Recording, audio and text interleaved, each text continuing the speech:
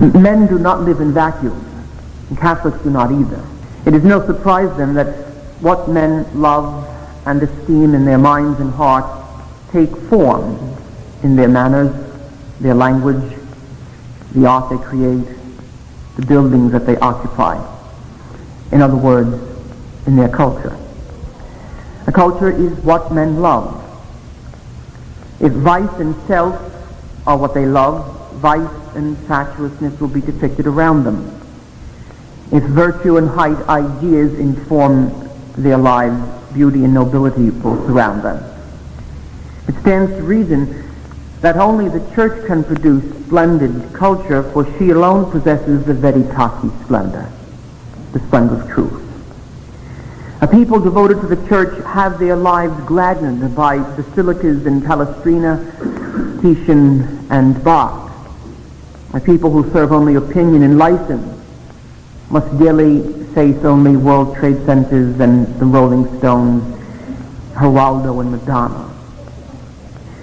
Here to speak to us on this relationship between the Catholic Church and culture, or put better, the necessity of the Catholic Church for the perfection of culture, is our speaker, Dr. David Allen White. Dr. White received his master's at the University of Wisconsin in 1971 and the PhD at Indiana University in 1981. He has taught at Indiana University, Temple, the University of Wisconsin, and is presently professor of literature and drama at the United States Naval Academy in Annapolis. Dr. Wright has produced 2 works, editor of Shakespeare A to Z, and probably the work about which we are most familiar, The Mouth of the Lion, Bishop Antonio de Castromaya, and The Last Catholic Diocese. Dr. White is responsible for any number of theatrical directions, too numerous for me to state. I don't know if you know it, but it was just brought to my attention by his vita that he is quite an expert in the translations and analyses of the works of Miguel de Cervantes, which should bring a warm spot to our hearts. It is my pleasure to introduce to you Dr. David Allen White.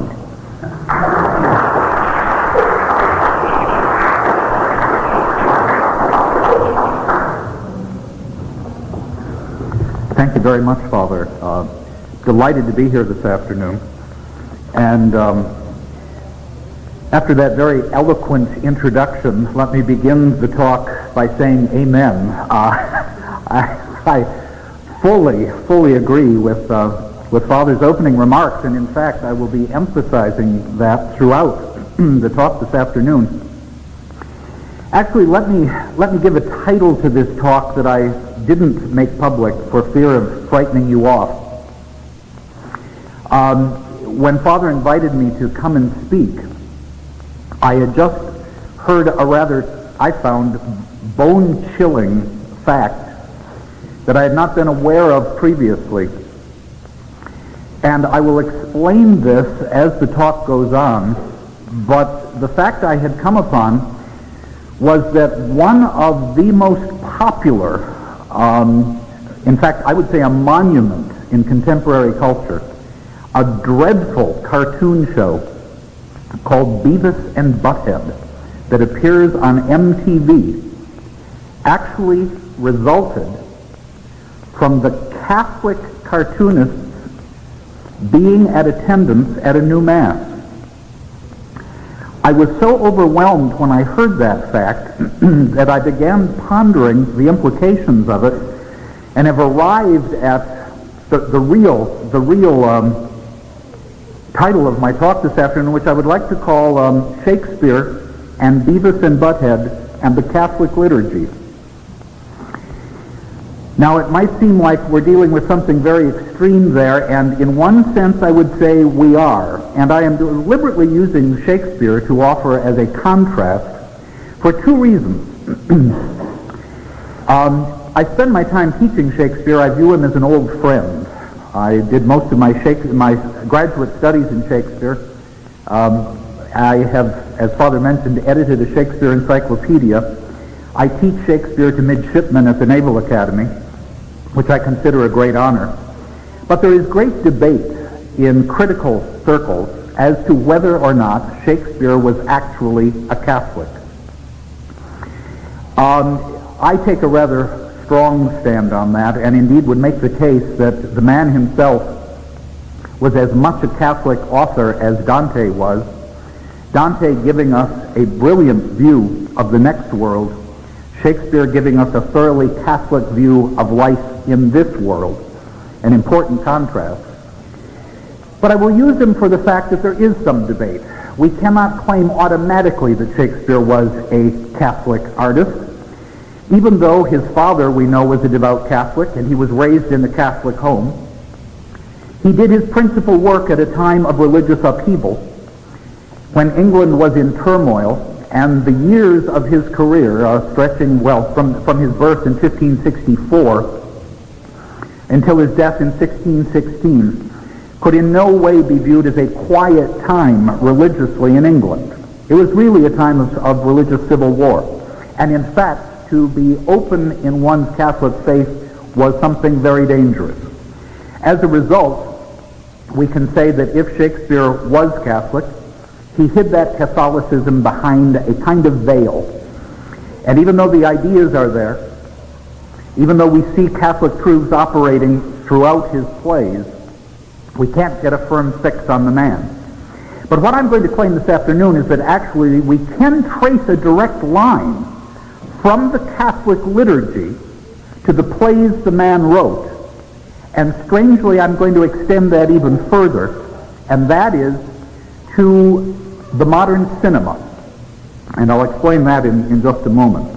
I'm also then going to try to make the claim that there is much in the modern liturgy that goes out into the world under the aspect of culture, that culture is always connected in a very specific way with the liturgy of the Catholic Church, even at times when the society itself may not be Catholic, may, as in Shakespeare's time, be definitely anti-Catholic and seeking to suppress the Church, or sadly in our own time, indifferent, not really caring one way or another what goes on in the Catholic Church. Nevertheless, I am maintaining the influence is there, and the influence comes from the liturgy, because the liturgy embodies always the truths of the Church. Let me start with Shakespeare and try to draw this line for you, and it is a line that we can actually draw rather directly. We all know that one of the reasons that art, as we know it, came into existence was quite simply to teach the truths of the faith.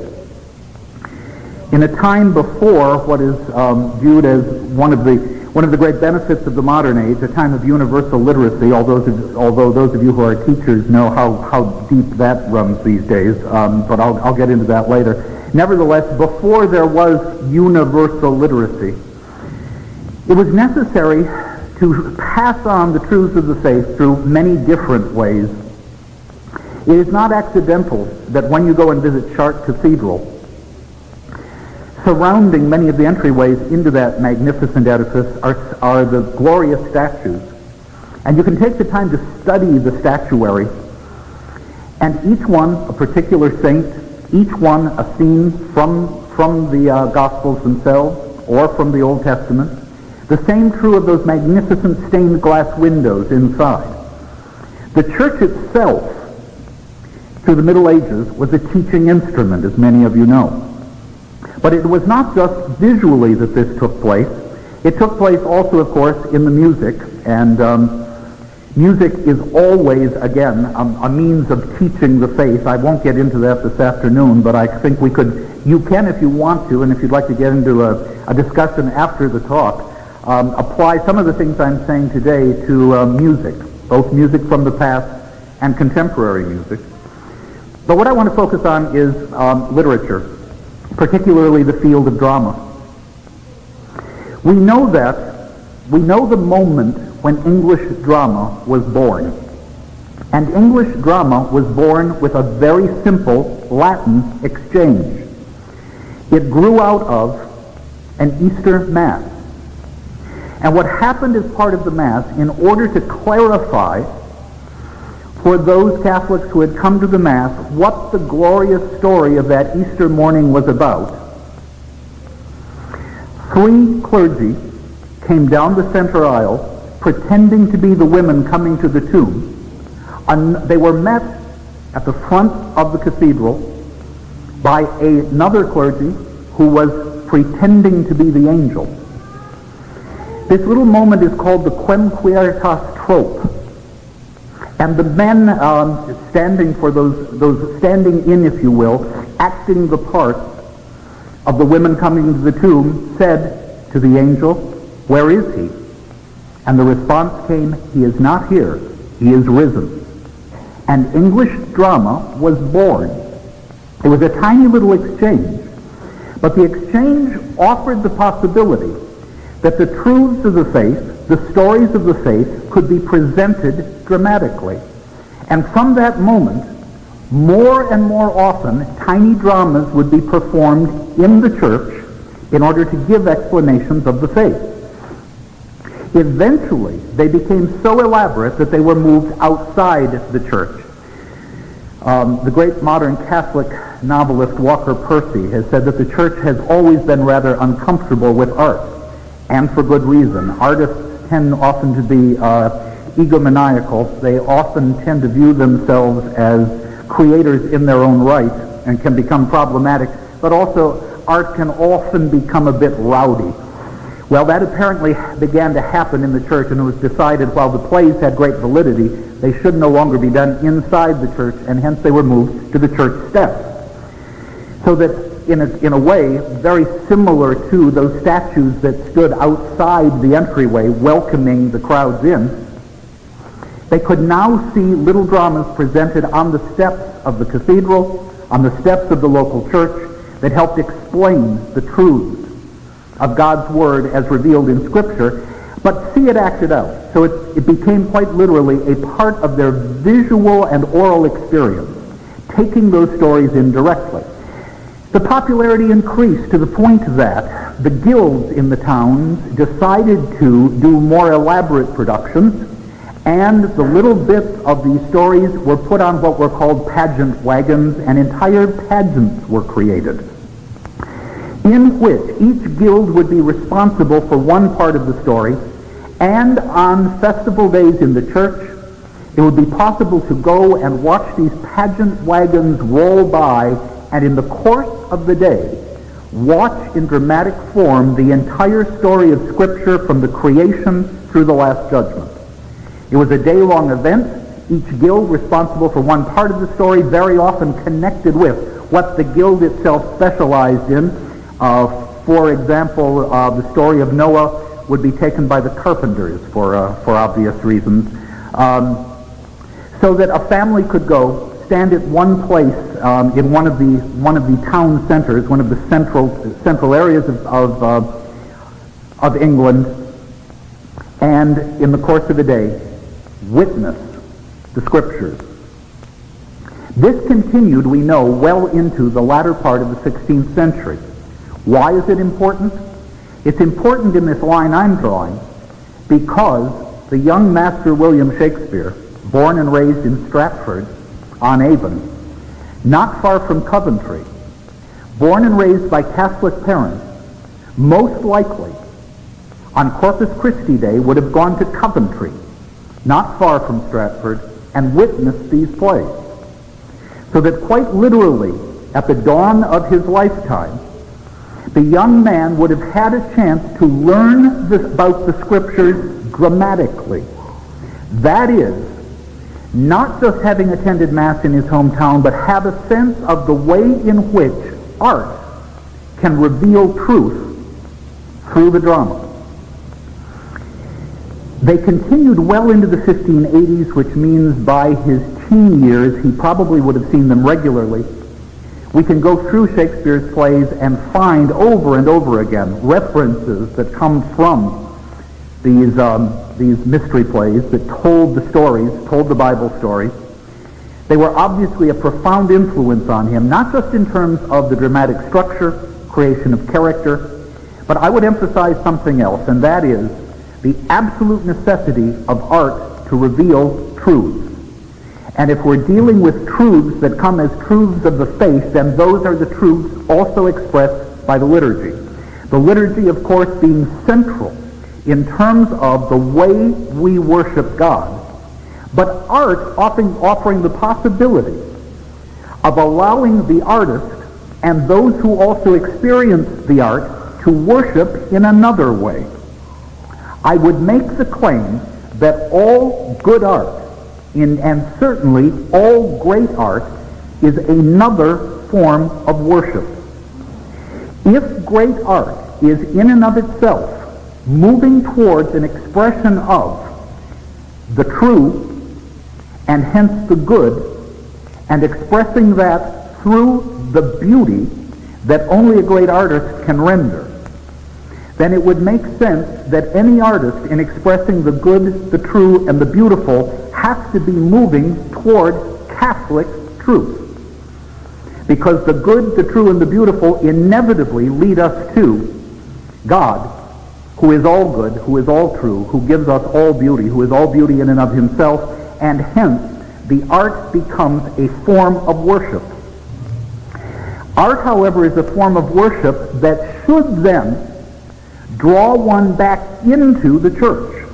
That is, having witnessed something that is good, that increases virtue in us, having witnessed something that tells us a profound truth or helps to clarify a truth for us so that we can understand it more fully, having seen something that is beautiful, we seek then to find the center where all that goodness, all that truth, all that beauty is located.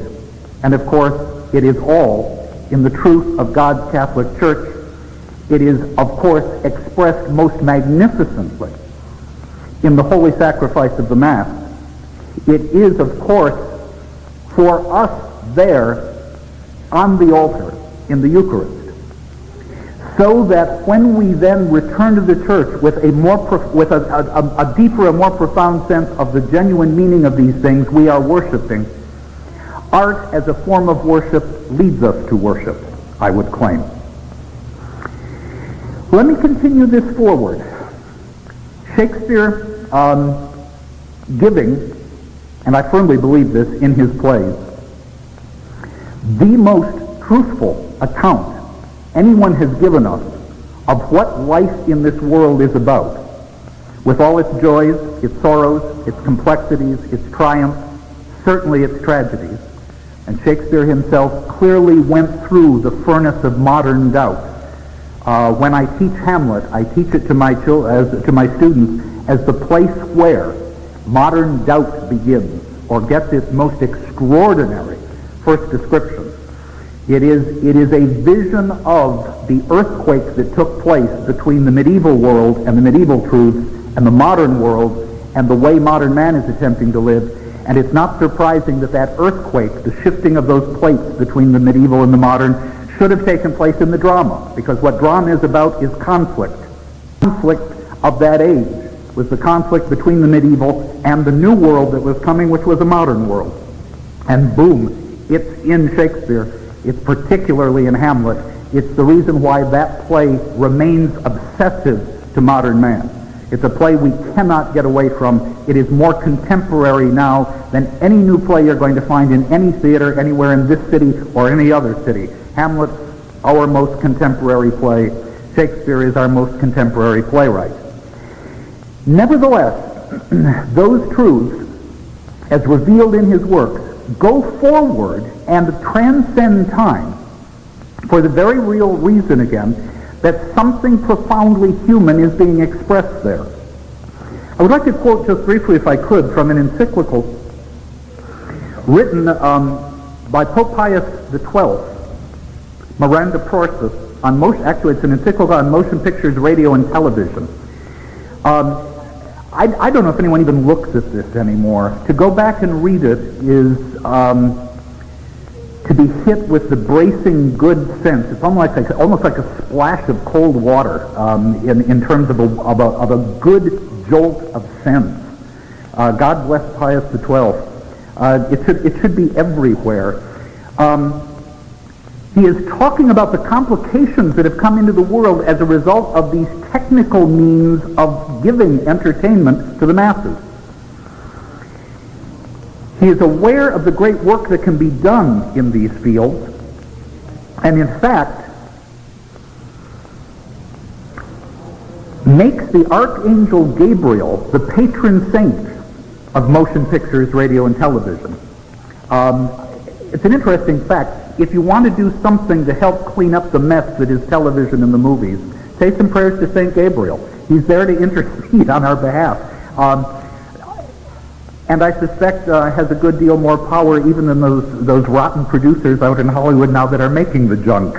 In any case, he makes the point, and it's a valid point. The Archangel Gabriel, who brought to the human race the long-desired news of man's redemption, I make heavenly patron of those arts, by which men can employ electrical forces to transcribe words at very great speed to others at a distance, can hold converse from places widely apart, send messages by wireless, and view pictures of objects and events brought before them as if they were immediate spectators, though they are in fact far away.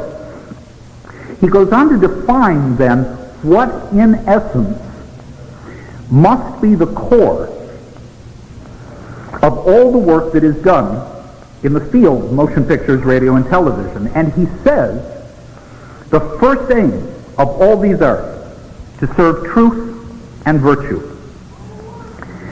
which again takes us back to the point I was making earlier, which is the first aim of all art must be to serve truth, to serve virtue, that is the good.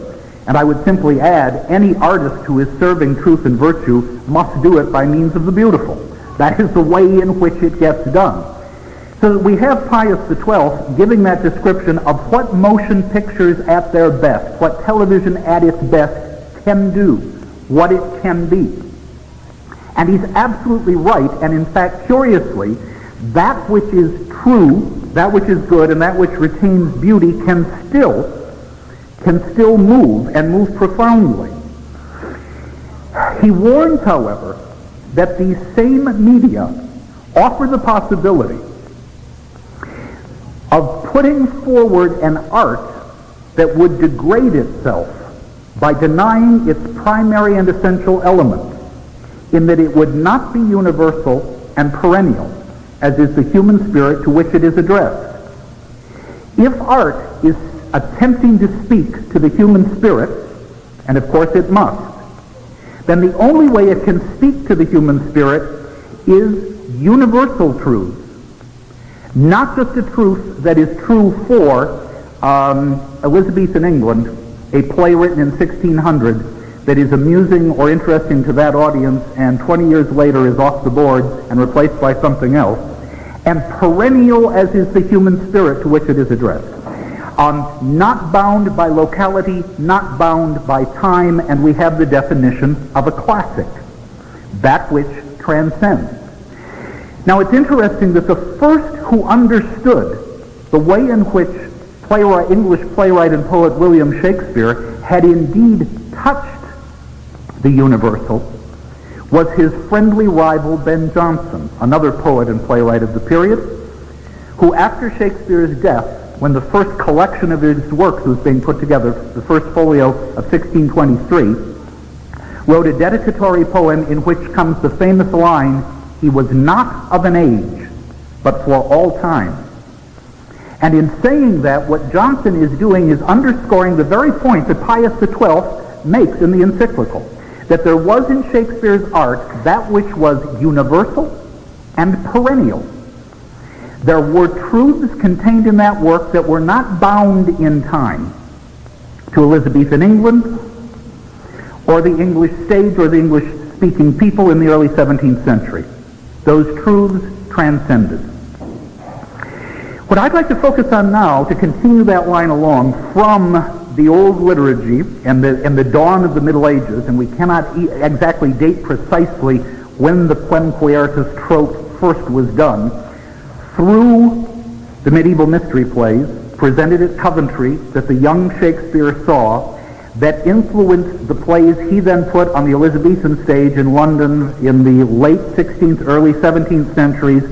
Let's make the jump now to motion pictures. You may not be aware of this, but in 1993, one of the top 20 moneymakers of the year was an adaptation of a Shakespeare play. It was Much Ado About Nothing, a Kenneth Branagh film. I find this almost overwhelming for two reasons. One, it was not a popular title. Shortly before that, Franco Zeffirelli had done his version of Hamlet. It's a pretty good film. It had the advantage of a Hollywood star, Mel Gibson. Not accidental, it was a big hit and made a lot of money.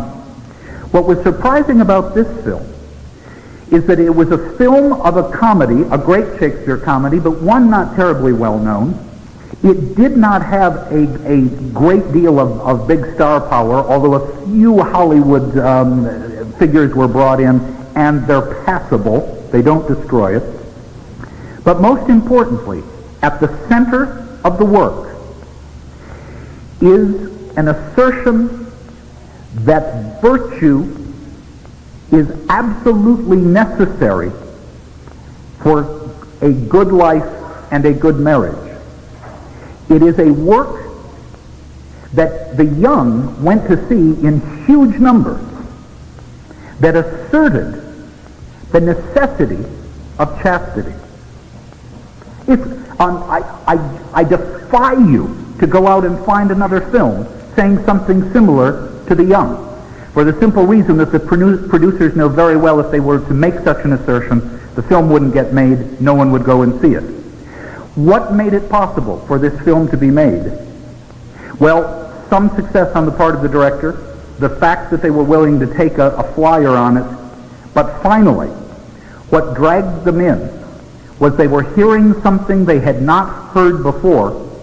They were overwhelmed by its presentation, and I have not met a single young person who has seen that film who has not cheered it to the skies. In fact, I had a student who came in just 2 days ago and told me she had bought a copy of the film, had seen it 4 times, was showing it repeatedly to her friends. It is a work that asserts virtue and chastity. It was at one of the top 20 moneymakers in 1993. What was it doing? Nothing more nor less than what Pius XII said motion pictures should do. I am underlining this to make the point, it's still possible. It can be done. We mustn't despair. Keep sending up those prayers to the Archangel Gabriel. The other point I'm making is that it is tied directly to the liturgy out of which Shakespeare wrote. That is, the church he grew up with and what he knew.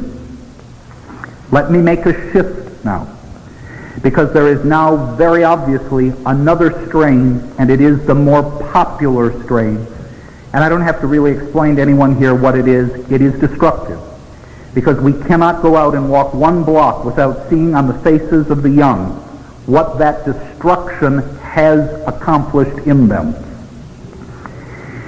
Pius XII, in the same encyclical, makes the point that it is absolutely necessary for the clergy and the hierarchy of the church to keep vigilance over what films are shown and over what appears on television. He says that there should be a list that makes very clear, with clear commentary, that which is good to be seen, that which is not good to be seen. Some of you may remember this. It existed at one point. I vaguely remember it. I was raised Protestant. I remember hearing about what was it called?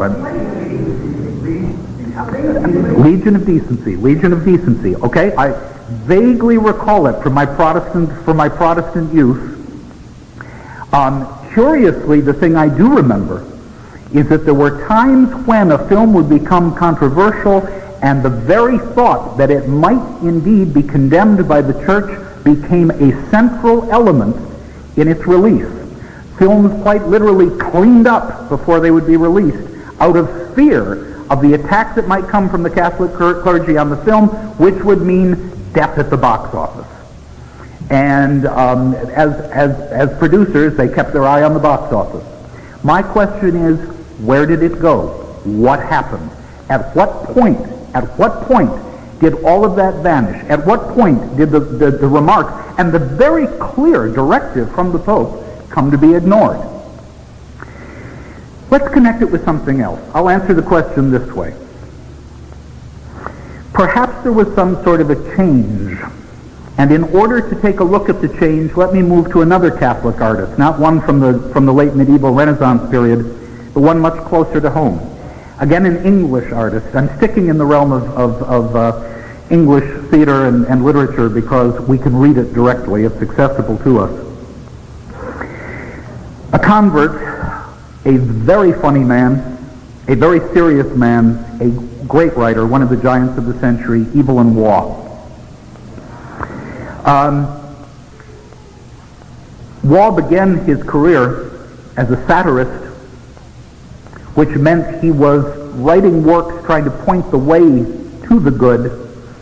He had a wicked pen, a wicked wit, a savage ability to slice up the modern world that I don't think anyone has matched since, really before or since in this century. But interestingly enough, there is a central work, a work that when it came out was viewed as a kind of break with his earlier work. Most of you know it. It's called Brideshead Revisited. It's a work of Catholic apologetics, and he called it such. As he said, it was a novel in which he sought to delineate the workings of God's grace even in the modern world. Surprisingly, after Waugh's death, that novel was produced for television, a 13-part TV series that was an enormous hit in England, very popular here.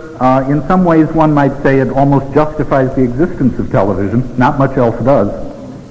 But I would also point out that in its message and in the way it operates, it also operated according to those dictates of Pius XII, aiming to discuss a profound truth, that is the operation of God's grace, even in the modern world. The truths of the modern world are not ignored there. Many people did not like it because it showed unpleasant things. The fact of the matter is, if you are going to tell the truth about the modern world, you must often, of necessity, show unpleasantness as part of that truth. It's there. Nobody can escape it. But also showing virtue. And what the work does is move through the ordeal of the modern world, explaining the truth of the Catholic faith as well as the ugly truths of the world in which we find ourselves, moving toward a vision of goodness with which that work concludes, and that is the salvation of souls in the spiritual realm, something you don't even find in most modern art.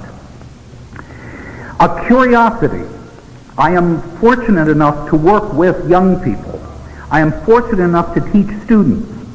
When they come to me confused, one of the first things I hand them is Brideshead Revisited, and I make them sit down and watch the entire 13 episodes of the TV series.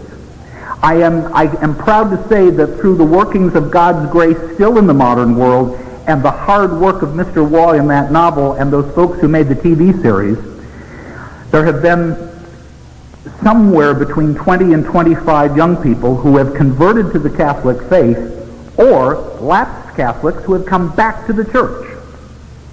Now, it doesn't seem to me surprising that that should be so. They are hearing things in that book they've never heard before. They are seeing things on that screen that they had not seen before. It's new to them. It's shocking. It raises questions about the truth of the Catholic faith that they haven't heard anywhere else.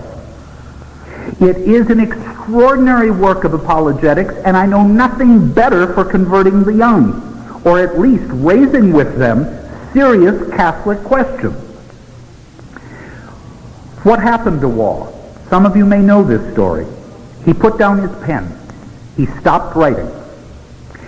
As he himself said, he came close to despair. When asked near the end of his life why he had given up writing, he responded with one sentence: Vatican II knocked the guts out of me. He attempted to write an autobiography. He wrote one volume of it. He stopped. He did nothing else. He died on Easter Sunday, 1966, having having had it celebrated near his home, the Tridentine Mass, by a friend who was a priest, had Easter dinner with his family, went upstairs, and died. He had been praying that God would take him to heaven before he became an apostate. He feared for his faith. What had caused this? What had caused this was the coming of a kind of doubt into the mind of a great artist. And we're not talking about the doubt of a Shakespeare who suddenly, seeing the medieval world transformed into the modern world, began writing the tragedies. Saw something that frightened him, and that was the truth of the faith he had converted to. The solidity of the rock on which he had built a lifetime of his own art and his own life, seeming to shatter, seeming to change. He could not comprehend what had happened to the church that he loved. If there was one thing that he stood against in his entire career, from the first novel all the way through, it was the phony appeal of the new and the modern. And that's what he saw suddenly coming into this church that he loved. He put down his pen. It did not, however, the changes that came with the Second Vatican Council did not in any way change the fact that there was a liturgy. War died before the new liturgy came about. I would like to now quote from a book. If you don't know it, run to the nearest bookshop and find it, by Monsignor Klaus Gamber, called The Reform of the Roman Liturgy, Its Problems and Background. An extraordinary book. I recommend it highly. But let me simply just quote for you one sentence from the introduction. Gamber, by the way, spent his whole life as a liturgist. And in this book he looks closely at the changes that were made, that entered the liturgy. With the introduction of the new Mass and liturgical texts, and even more so because of the aforementioned practice of the hierarchy to acquiesce in giving almost complete license for the redesigning of the liturgy, I might add license for cinema, TV, everything else as well. It is a time of license, or let me put it more directly, it is a time of loss of authority. The break with church tradition is now complete, Gamber says. Something broke, something changed, something new came in. As a result, new ideas are out there. Or let me put it this way. Perhaps new ideas came about that found their way into the liturgy. Gamber says later in the book that there is a profound connection between, as he puts it, teaching and the liturgy. The teaching function can only be accomplished to a limited extent during the celebration of the liturgy. Teaching has to precede liturgy. That is, we have to understand what's going on in the liturgy. We have to be taught beforehand what the meaning is. I would say that then, of course, one can move outward with grace, with inspiration to continue teaching, but there is this fine connection, whether it be worship that moves beyond the liturgy itself, teaching that moves beyond the liturgy itself. Nevertheless, it is focused in the liturgy. And there are aspects of the new liturgy that show up, I believe now, in the most surprising places out in the world, particularly the world of the arts. Now, I'm not talking about those works that definitively attack the church, attack the idea of God.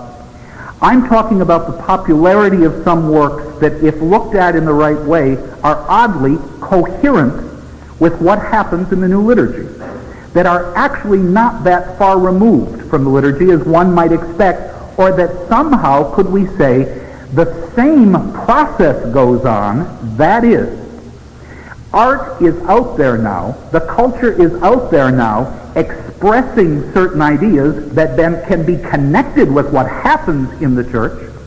But the question that must be raised is, are we still in the realm of the true and the virtuous? Let me begin with an extreme example. And feel free to attack me for this one. But I'm convinced there's some truth in it. I go back to Gamber's point. The break with church tradition is now almost complete. One of the new ideas that has been current for a long while is the idea that we have evolved into a new awareness. That which was in the past might have been good for the past. We have now moved beyond that. And in fact, if anything, the past is a great danger. Anyone who longs to go back and revive the past, anyone who seeks to return and even take a small portion of what that past represented and bring it back to life in the here and now, is threatening the survival of the community that exists today. We have evolved to a certain point. It is a great danger to go back and even find a tiny element, bring it back, revive it for any reason, because it will get out of hand and destroy us. It's Jurassic Park. And it was a phenomenal success. There is within that film, which by the way is a lousy piece of filmmaking, one of the most boring things, except for those giant mechanical lizards, which are interesting inventions of technology, and the special effects, which are, I guess, interesting for about 10 minutes till your popcorn's gone. There's very little of any artistic interest there at all, except, again, the basic idea, which is don't dare revive the past. Let the dead stay dead. That which is historical, that which is somehow embedded in the past, needs to stay there. You start bringing the past into the present.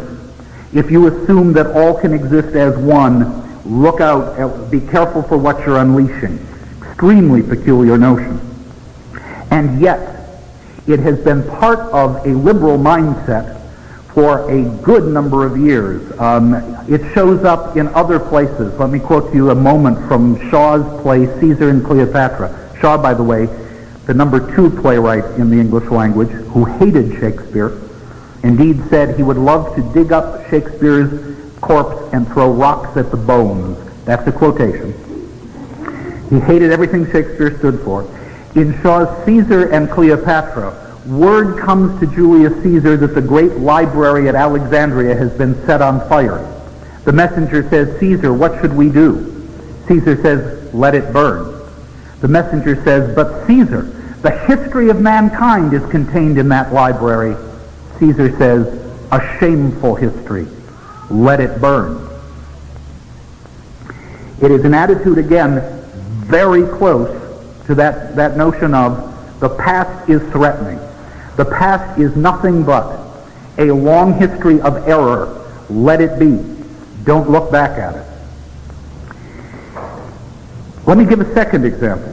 If you thought I stretched that one, this one I swear I'm not stretching. Let me quote to you once again from Gamber. It is concerning an actual moment in the New Liturgy, what is called the General Confession. Gamber says the following: "It is certainly important to encourage the faithful to repent their sins more often, which the General Confession is supposed to do, of course. Whether it was a good idea to make it a permanent part of the Mass, and whether the General Confession will over time become nothing but a meaningless formula recited by the faithful, is at least debatable. However, whatever happens, in no way must the penitential rite of the new Mass result in the sacrament of penance being diminished in its importance as a sacrament." I was preparing this talk 2 days ago.